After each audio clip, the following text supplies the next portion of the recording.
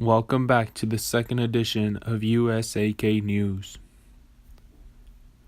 Today we will be discussing the Supreme Court case Kennedy v. Louisiana, which deals with the Eighth Amendment, cruel and unusual punishment.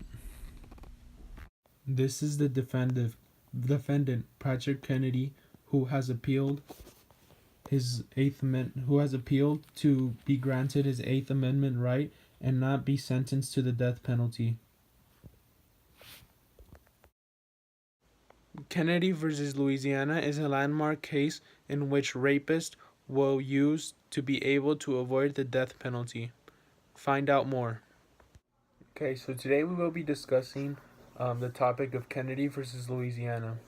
So some simple facts beginning of this Supreme Court case.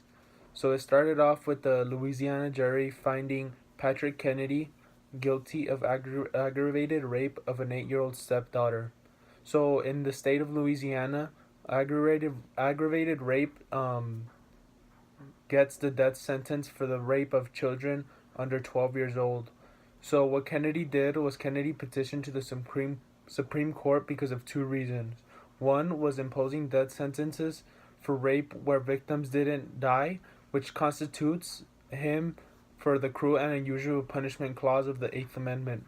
And second, the part of aggravated circumstances were repeating elements of the underlying crime, which was rape. So Kennedy asked the courts to revisit Croker v. Georgia, which did not give the death sentence to a man who raped a girl of 16 years old. So some facts of this case. Lower courts in 2003, a jury in Jefferson, Louisiana, found Kennedy guilty for the 1998 rape of the 8-year-old stepdaughter. They sentenced him to death.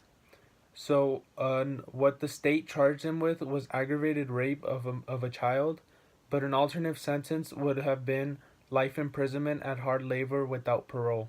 The jury found two aggravating circumstances where the offender was involved in penetrating rape and where the victim was 12 years old. In the state of Louisiana, you have to find at least one circumstance in order to impose the death penalty. These circumstances were repeated elements of case. Kennedy argued that the procedure would not follow through properly. So Kennedy took this to the Louisiana Supreme Court, which rejected Kennedy's claim.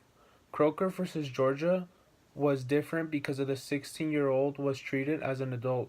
So when Kennedy told them to revisit that case, they came back with saying that Croker v. Georgia was different because the 16-year-old was treated as an adult.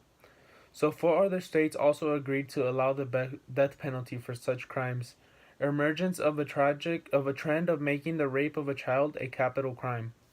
The key issue this case rose was about, does the rape of a child under 12 years old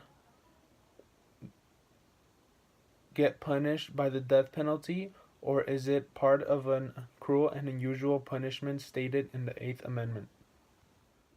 So after deliberating and deciding on the final decision that this was going to be, so basically the court had first said that the death penalty was an appropriate punishment, but then Kennedy appealed that the death penalty was violating his Eighth Amendment, which avoids cruel and unusual punishment. However, since the crime was particularly heinous, considering it was rape of an 8-year-old girl, then the death penalty was acceptable. Jeffrey L. Fisher then argued that the range of the crime or the class needs to be narrowed or more specific. He also brings up Croker v. Georgia to support his argument. In the end, the court held that the death penalty did violate the Eighth Amendment and counted as cruel and unusual punishment. So the final decision of the court was to grant Kennedy his Eighth Amendment and to deny his death penalty. The justices of the court made a 5-4 decision for Patrick Kennedy. 5 justices, including Stevens, Kennedy, Souter, Ginberg, and Breyer, decided that imposing the death penalty would be in violation of the Eighth Amendment. The other 4 justices, including Roberts, Scalia, Thomas, and Alito, decided that the death penalty would be an acceptable punishment considering the age of the child, the sadistic nature of the crime, and the number of times the child has been raped. These are the Supreme Court justices which were involved in the Supreme Court case of Kennedy versus Louisiana.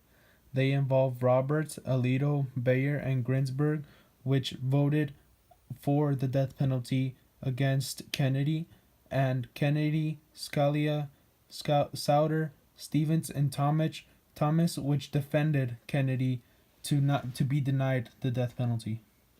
So this case is significant because from the point forward, it would be less likely for a rapist to be charged with the death penalty unless they kill the victim or commit another crime in addition to the rape. In relation, this case and the case of Croker versus Georgia are very similar, in which the death penalty was deemed disappropriate punishment for the crime of rape. This case shows the decision-making process is very long and may sometimes consist of a back and forth argument, but eventually comes to a decision. This means that things are taken seriously and are thought through thoroughly. The case's impact on the litigants may be that they know how now that regardless of rape victim's age and the effect it'll have on his or her life, the death penalty cannot be imposed on the rapist. This means that the government can only give rapists punishment such as significant jail time, but not the death penalty, even if a rape is, quote, heinous crime, end quote. Society will have to be aware of that. While rapists may get a harsh punishment, it will most likely not be the death penalty. So evaluating all the different circumstances of the case, all the different views of it, our newscast has decided that this choice of allowing rapists to walk away with simply jail time is not okay. So the cruel and unusual punishment of the Eighth Amendment should not protect rapists from escaping the death penalty, if it is a state right to allow the death penalty in the state. Rapists should not be able to appeal this due to their crucial, sadistic, and heinous crime of bringing and changing a life of an innocent person.